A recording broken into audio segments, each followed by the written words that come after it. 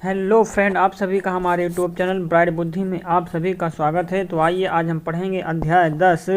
ये SCERT Bihar board की history की बुक की एनालिसिस है। ये आज हम लास्ट चैप्टर हिस्ट्री की पढ़ेंगे। इसमें हमारे इतिहासकार हैं, तो हो सकता है यहाँ से ये बहुत ही इम्पोर्टेंट है। हो सकता है यहाँ से क्वेश्चन पूछ लिए जाएँ BPSC TRE 4 में। तो आप यहाँ से बहुत अच्छे से बहुत ही अच्छे से पढ़ेंगे। तो चलिए शुरू करते हैं। सर यदुनाथ सरकार, जिनका जन्म 1870 और मृत्यु 1958 तक हुआ था। इससे पहले हम जानेंगे कि बच्चों, आपने वर्ग 6 की कक्षा में प्राचीन भारत से संबंधित इतिहासकारों के बारे में अवश्य पढ़ा होगा। आज हम आप इस अध्याय के अंतर्गत मध्यकालीन इतिहास लेखन से संबंधित कुछ प्रसिद्ध भारतीय इतिहासकारों जो आपके राज्य बिहार से संबंध रखते हैं के बारे में पढ़ेंगे। इन इतिहासकारों में सर यदुनाथ सरकार एवं सैयद हसन अस्करी का नाम सम्मान के साथ लिया जाता है। अच्छा सर, तो आज आप इन इतिहासकारों की व्यक्तित्व एवं रचनाओं के बारे में बताएंगे। हाँ भोलू, तुमने ठीक समझा। तो आज हम इन्हीं इतिहासकारों के बारे में जानेंगे जो बिहार के इतिहासकार हैं। खासकर ये बहुत ही इम्पोर्टेंट है। बिहार की विभिन्न एग्जामों के लिए या विभिन्न एग्जाम की दृष्टि से बहुत ही इम्पोर्टेंट है सर यदुनाथ सरकार, जिनका जन्म 1870 और 1958 में मृत्यु हो गई थी। तो चलिए शुरू करते हैं। वीडियो अच्छा लगे तो वीडियो को लाइक, कमेंट और सब्सक्राइब जरूर कीजिए चैनल को। और ये हमारा हिस्ट्री की क्लास 7 की ये लास्ट वीडियो है। इससे पहले और इसके बाद एक नई SCERT की बुक शुरू करेंगे, तो आपको चैनल को ज़रूर सब्सक्राइब करना चाहिए, जिससे आपको पता चले कि हमारा अगला वीडियो कब आ रहा है। तो सर यदुनाथ सरकार एक सजग व एवं सुलझे हुए इतिहासकार थे। मुगल कालीन इतिहास लेखन के क्षेत्र में उनके योगदान को उनकी मौलिकता के कारण आज भी प्रासंगिक माना जाता है। इस समय विश्व स्तर पर आधुनिक इतिहास लेखन के क्षेत्र में जो प्रगति हो रही थी, उससे सर यदुनाथ भली भांति परिचित थे। फलतः उन्होंने अपने इतिहास लेखन में भी वैज्ञानिक दृष्टिकोण को अपनाया। उन्होंने उपलब्ध सभी स्रोतों का तुलनात्मक अध्ययन कर इतिहास के सच तक पहुंचने का हर संभव प्रयास किया। सर यदुनाथ का जन्म एक सम्मान परिवार में हुआ था। उच्च शिक्षा प्राप्त करने के बाद उन्होंने पटना कॉलेज के इतिहास विभाग में प्राध्यापक के रूप में या पद पर सुशोभित किया और अनंतः 1923 ईस्वी में विभागाध्यक्ष भी बने और 1926 में अवकाश ग्रहण करने के बाद भी लगातार शोध कार्यों में लगे रहे। आइए इनके व्यक्तित्व के बारे में जानते हैं। सर यदुनाथ समय के बड़े पाबंद थे। वे शोधार्थियों को सभी सुविधाएं भी उपलब्ध कराते थे। उन्हें राष्ट्रीय आंदोलन एवं इससे जुड़े क्रांतिकारी नेताओं के प्रति काफ़ी सहानुभूति थी। क्रांतिकारी गिरोह के सदस्यों का इनके घर अक्सर आना जाना होता था, जिसके कारण ब्रिटिश सरकार भी इन्हें शक की नज़र से देखती थी। पूर्व सरकार कई संस्थानों के सदस्य भी रहे। इन्हें ढाका पटना विश्वविद्यालय से D.Litt की मानद उपाधि भी मिली। इनके कलकत्ता आवास को TB हॉस्पिटल के लिए दान कर दिया गया था, लेकिन किसी वजह से अस्पताल नहीं बनने के कारण वहां तत्कालीन केंद्रीय शिक्षा मंत्री नूरुल हसन की पहल पर समाज विज्ञान अध्ययन केंद्र खोला गया। इतिहास के रूप में सर यदुनाथ का जीवन इतिहास के अध्ययन के लिए समर्पित रहा। इन्होंने मुगल काल से संबंधित औरंगजेब, शिवाजी, मुगल काल के पतन पर न केवल प्रामाणिक इतिहास लिखने का काम किया, बल्कि अधिक से अधिक मौलिक और साहित्यिक अभिलेखीय साक्ष्यों को ढूंढने का सफल प्रयास भी किया। इन्होंने किसी साक्ष्य को तब तक प्रामाणिक नहीं माना जब तक अन्य साक्ष्यों से तुलनात्मक अध्ययन करने के बाद इसकी पुष्टि नहीं हो जाती।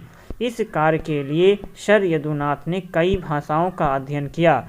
वे अपने बुढ़ापे में भी सुनियोजित ढंग से कार्य करते थे ताकि अपनी संरचनाओं को अधूरा छोड़ करके इस संसार से विदा न हो जाएं। सौभाग्य से इन्होंने अपनी सभी महत्वपूर्ण रचनाओं को पूरा किया। इन्होंने इतिहास लेखन के मुख्य विषय के रूप में औरंगजेब को चुना।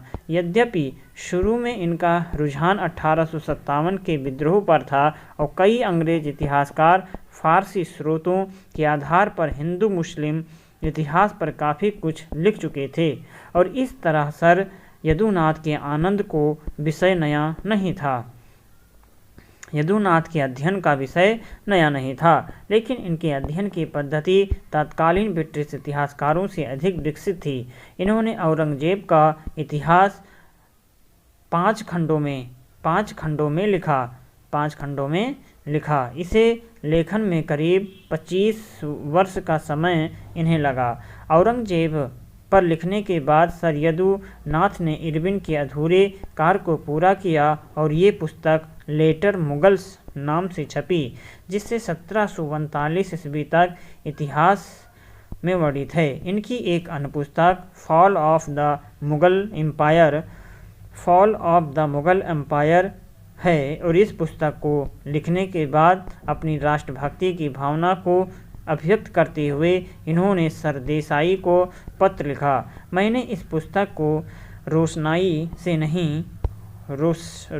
से नहीं अपने हृदय से लिखा है। ऐसा कह करके मैं अपने उस व्यक्तिगत दुख और चिंता के बारे में नहीं सोच रहा हूँ जो मेरे जीवन की गोधुल बेला में मंडरा रही है और न ही इस प्रचंड गर्मी में पुस्तक के लेखन में हुए घोर परिश्रम और सूक्ष्म अध्ययन के बारे में लिख रहा हूँ। राजाओं की हीन बुद्धि और चरित्रहीनता, सेनाध्यक्षों की कायरता और उनके वजीरों के स्वार्थ तथा विश्वास की कहानी भारत के हर बच्चे सबूत के मस्तिष्क को शर्म से झुका देती है। फिर भी खुशी है कि मेरा काम पूरा हुआ और मैं आज़ाद हूँ। इनकी मुगल कालीन इतिहास की 2 और प्रमुख रचनाएं शिवाजी एंड हिज टाइम्स एवं मुगल एडमिनिस्ट्रेशंस हैं। इन पुस्तकों के माध्यम से सर यदुनाथ ने तत्कालीन प्रशासन एवं शिवाजी के नेतृत्व क्षमता का विशद विवेचन किया। इन्होंने the military history of India नामक पुस्तक के माध्यम से भारतीय युद्ध पद्धति, सेनाओं के रखरखाव एवं उस पर होने वाले व्यय का बड़ा सूक्ष्म अध्ययन किया है। सर यदुनाथ ने मुगल काल के अतिरिक्त Chaitanya his pilgrimages and teaching, Chaitanya life and teachings India through the ages सहित कैम्ब्रिज हिस्ट्री ऑफ इंडिया में लिखित अध्यायों के माध्यम से भारत के सांस्कृतिक एवं राजनीतिक इतिहास के कई पहलुओं को उजागर करने का सफल प्रयास किया है। सर यदुनाथ की इन कृतियों का महत्व फारसी एवं अन्य भाषाओं में उपलब्ध मौलिक स्रोतों पर आधारित होने के कारण हैं। इन्होंने कई मूल फारसी स्रोतों का हिंदी अनुवाद भी किया। सर यदुनाथ की अंतिम कृति ए हिस्ट्री ऑफ जयपुर है। इनसे इस पुस्तक को लिखने का अनुरोध सवाई मानसिंह द्वितीय ने किया था, जिन्हें अपने पूर्वजों के गौरवपूर्ण इतिहास पर नाज था।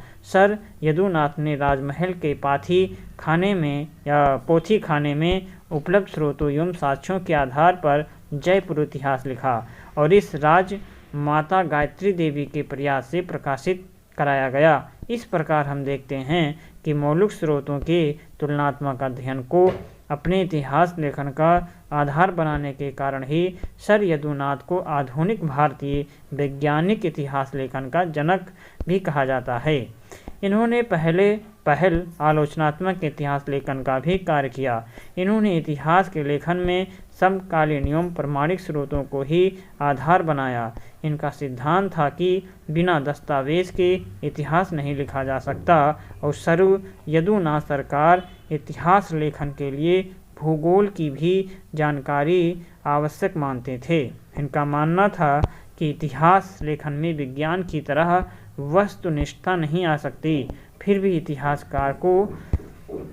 भी इतिहासकार को वैज्ञानिक नियमों की तरह विचारों में निष्पक्षता बरतनी चाहिए। इन्होंने सदैव इस तरह निष्पक्षता का पालन किया और दूसरों को भी निष्पक्ष लेखन का उपदेश देते हैं निष्पक्ष उपदेश देते रहे। सर यदुनाथ इतिहासकारों की उस पीढ़ी से संबंधित थे जो ऐतिहासिक प्रक्रिया में व्यक्तियों की निर्णायक भूमिका और शासक वर्ग के आचरण को ही मुख्य कारक मानते थे। परिणाम स्वरूप इन्होंने अपने लेखन में आर्थिक सामाजिक परिस्थितियों के प्रभाव को अपने शोध का आधार नहीं बनाया और सर यदुनाथ के विचारों एवं उनके द्वारा किए गए विश्लेषण का पुनर्विवेचन इतिहासकारों के द्वारा किया जा रहा है।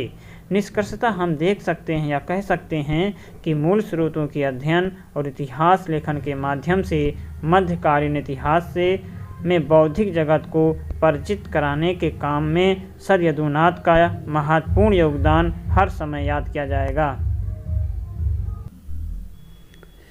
आइए आगे बढ़ते हैं। प्रोफेसर सैयद हसन अंसारी के बारे में जानते हैं जो 1901 से लेकर 1990 तक इनका कार्यकाल है। 1901 से लेकर 1990 तक सैयद हसन अस्करी अत्यंत सरल स्वभाव के महान विद्वान थे। इनकी सादगी, सहजता एवं सहृदयता ने इन्हें अपने जीवन काल में ही अनेक कथा कहानियों का पात्र बना दिया। इनके जीवन से जुड़ी घटनाएं, अध्ययन एवं शोध के प्रति इनका समर्पण ही इन्हें महान साबित करने के लिए काफ़ी है। अस्करी साहब कभी किसी पद, प्रतिष्ठा या एवं नाम के पीछे नहीं भागे। ये सदैव धनी और गवेषक की तरह मध्यकालीन इतिहास से संबंधित अभिलेखों और पांडुलिपियों की खोज में लगे रहे और नई सामग्रियों को अपनी विवेचना के साथ प्रकाश में लाते रहे। सैयद हसन अस्करी का जन्म सीवान जिले के एक शिक्षित मध्यवर्गीय परिवार में हुआ था। इनकी प्रारंभिक शिक्षा घर पर ही हुई थी। इन्होंने लंगट सिंह कॉलेज से स्नातक की परीक्षा पास करने के बाद पटना विश्वविद्यालय से इतिहास में स्नातकोत्तर अर्थात एम.ए. एवं कानून में स्नातक डिग्री प्राप्त की। इन्होंने अपने पेशे का प्रारंभ वकालत से किया लेकिन उनका मन यहाँ नहीं रमा और अंततः इन्होंने पटना कॉलेज में इतिहास के विख्याता के रूप में योगदान दिया। 1956 ईस्वी में अवकाश प्राप्त करने के बाद भी ये 1974 ईस्वी तक पटना विश्वविद्यालय में अध्यापन कार्य से जुड़े रहे। शोध कार्य में रुचि का आरंभ। पटना कॉलेज के इतिहास विभाग के अध्यक्ष डॉक्टर सुमिल चंद्र सरकार ने एक दिन अस्करी साहब को अपने आवास पर बुलाया और काली किंकर दत्त जो आगे चल कर के महान इतिहास बने जिनके बारे में आप अगली कक्षा में पढ़ेंगे नामक 9 जवान से परिचय कराया। काली किंकर दत्त सुमिल चंद्र सरकार के साथ PhD करने आए थे। डॉक्टर सरकार ने अस्करी साहब से कहा कि कलकत्ता से आए इस शोधार्थी को खुदा बख्श लाइब्रेरी की फारसी पांडुलिपि पढ़ने में मदद करें। मदद पहुंचाने के क्रम में पुरानी पांडुलिपियों में जो उनकी रुचि जागी वो जीवन भर बनी रही। अस्करी साहब कई शैक्षणिक संस्थाओं से भी जुड़े रहे। इन्होंने शोध सामग्री इकट्ठा करने के लिए सुदूर देहातों की भी यात्रा की। फारसी पांडुलिपियों के जानकार के रूप में इनकी प्रतिष्ठा दूर दूर तक फैली हुई थी। इन्होंने लेखन कार्य प्राय अंग्रेजी में किया लेकिन कुछ रचनाएं उर्दू में भी हैं। अस्करी साहब ने निरंतर इतिहास विषयक कार्य करते हुए लगभग 150 मानक शोध पत्र स्थापित या प्रस्तुत किए। अस्करी साहब ने कभी अर्ध या अर्थोपार्जन के लिए शोध कार्य नहीं किया और मध्यकालीन भारतीय इतिहास पर शोध कार्य करना उनकी आदत सी बन गई।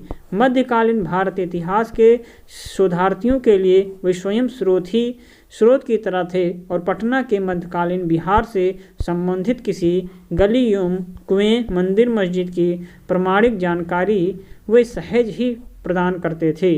शोध कार्य समकालीन स्रोतों के आधार पर लिखी गई सामग्रियों की नई तर्क संगत एवं क्रमबद्ध प्रस्तुति जब किसी शोधार्थी के द्वारा की जाती है तो उसे विषय से संबंधित शोध कार्य कहा जाता है। डॉक्टर अस्करी काशी प्रसाद जायसवाल शोध संस्थान के निदेशक तथा खुदा बख्श ओरिएंटल पब्लिक लाइब्रेरी की संचालन समिति के सदस्य भी रहे। अस्करी साहब कई पत्रिकाओं के संपादक मंडल के सदस्य भी रहे और प्रो अस्करी को इनके कार्यों के बदले अंग्रेजी सरकार ने भी सम्मानित करते हुए खान साहब की पदवी दी। इन्हें मगध एवं पटना विश्वविद्यालय ने डीलिट्स की मानद उपाधि भी प्रदान की। इन्हें पटना के नागरिकों ने सम्मानित करते हुए बिहार रत्न एवं भारत सरकार ने पद्म श्री प्रदान किया। भारतीय इतिहास कांग्रेस ने भी इन्हें वैज्ञानिक एवं धर्मनिरपेक्ष इतिहास लेखन के लिए विशेष रूप से सम्मानित किया। इन्हें भारत के तीन राष्ट्रपति से सम्मानित होने का गौरव भी प्राप्त है। अस्करी साहब का इतिहासकार के यूरोप में योगदान नए स्रोतों की खोज और उन्हें विद्वानों से परिचित कराना था। उन्होंने अंग्रेजी उर्दू भाषाओं में 200 से अधिक लेख लिखे जो विभिन्न शोध पत्रिकाओं में प्रकाशित हुए। इन्हें बाद में संकलित कर अंग्रेजी में 5 खंडों और उर्दू में 1 खंड में खुदा बख्श लाइब्रेरी के द्वारा प्रकाशित कराया गया। एक संकलन उर्दू भाषा में बिहार उर्दू अकादमी ने भी प्रकाशित किया और कम्प्रीहेंसिव हिस्ट्री ऑफ बिहार के अतिरिक्त उन्होंने 2 अन्य पुस्तकों का भी संपादन किया। कम्प्रीहेंशन हिस्ट्री ऑफ बिहार में इनके साथ सह संपादक प्रोम क़ियामुद्दीन अहमद थे। इनमें इकबालनामा और शाहनामा मुनव्वर कलाम शामिल हैं। दोनों फारसी रचनाओं पर आधारित है। अस्करी साहब परंपरागत इतिहास लेखन शैली से प्रेरित थे अतः उन्होंने मुख्य रूप से राजनीतिक इतिहास और सांस्कृतिक इतिहास की भी चर्चा की। आर्थिक इतिहास में उनकी रुचि कम था। उन्होंने मध्यकालीन बिहार के संपूर्ण इतिहास, तुर्क शासनकाल के मुगल साम्राज्य के पतन तक अनेक लेख लिखे। बिहार एक सूफी संतों विशेषकर फिरदौसी संतों पर विस्तृत शोध किया। अमीर खुसरो की अनेक रचनाओं की उन्होंने आलोचनात्मक व्याख्या की। मध्यकालीन भारत के सामाजिक जीवन के अनेक पहलुओं पर उन्होंने जानकारी प्रदान की। आपको जानकर आश्चर्य होगा कि मध्यकाल में की आदत और तौर तरीकों पर उन्होंने एक रोचक लेख लिखा था। इस तरह शासक वर्ग से सूफी संतों और आम आदमी तक के जीवन पर उन्होंने गंभीरता से अध्ययन किया और उसकी जानकारी अपने पाठकों को दी।